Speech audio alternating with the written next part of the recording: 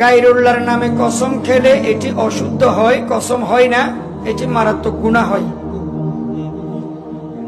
আল্লাহর নামে কসম খেয়ে যদি কসম রাখতে না পারে, কাফারা হচ্ছে 10 জন মিসকিনকে, গরিবকে বা এতিম অসহায়কে 2 বেলা ভাত খাওয়াতে হবে, 2 বেলা খানা খাওয়াই দিতে হবে।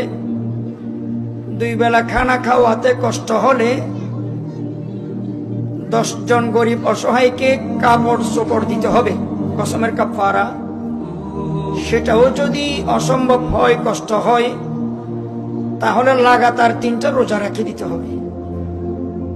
না হয় 10 জন গরিবকে 2 বেলা ভাত খাওয়াতে হবে, না হয় 10 জনকে কাপড় চোপড় দিতে হবে, আর না হয় 2 বেলা লাগাতার 3টা রোজা রেখে দিতে হবে।